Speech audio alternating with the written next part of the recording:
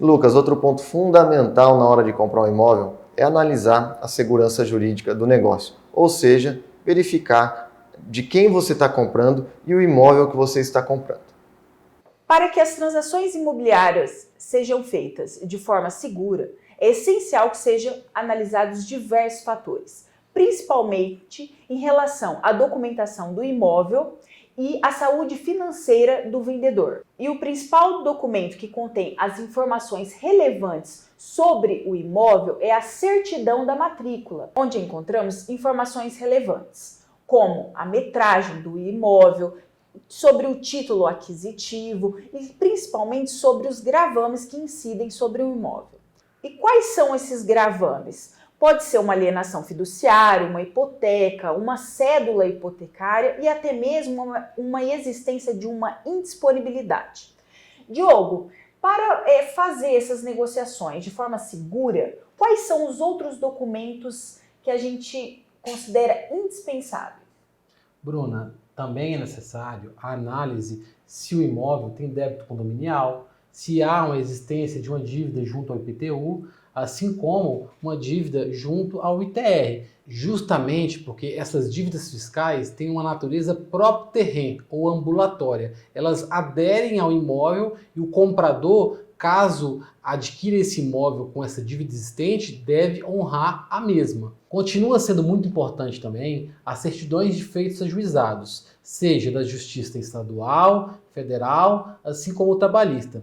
Isso porque o imóvel ele pode sofrer a evicção, que caso o vendedor tenha dívidas anteriores e o mesmo esteja de má fé, ou seja, que a dívida seja maior do que o patrimônio, ele pode sofrer com uma ação de execução ou até mesmo de fraude à execução ou fraude contra credores. Vai depender do caso concreto.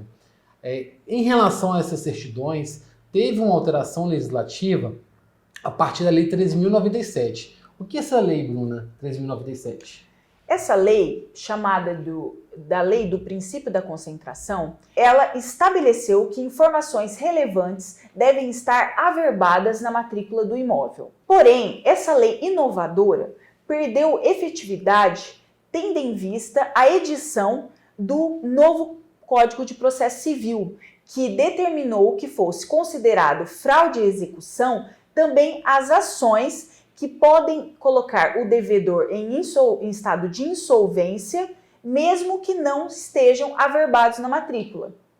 É isso mesmo, Bruna. Então, como operadores do direito, a gente continua recomendando a providência dessas certidões, porque caso não esteja estampada a boa-fé do comprador, ele pode vir sim a responder pela evicção.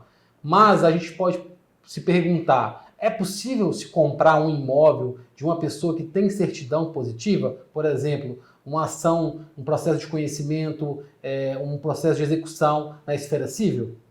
Bom, neste caso, como tudo no direito, a resposta é depende, porque devem ser analisado o valor da causa, se a pessoa ela tem mais bens. Por exemplo, uma pessoa ela tem um patrimônio de 1 milhão, mas ela está sendo processada por uma dívida de 80 mil reais. Então, analisando todo o patrimônio do devedor, verifica-se que não há risco nessa negociação.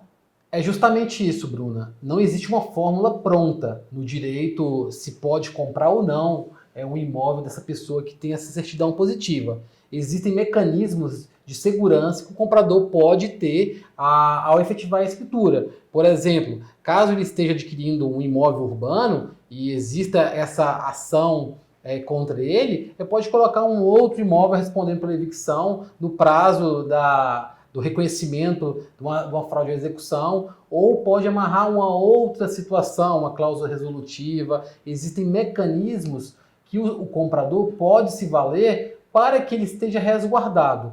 E para finalizar, uma dica interessante é que você pode fazer a consulta de informações sobre o protesto no site da Central.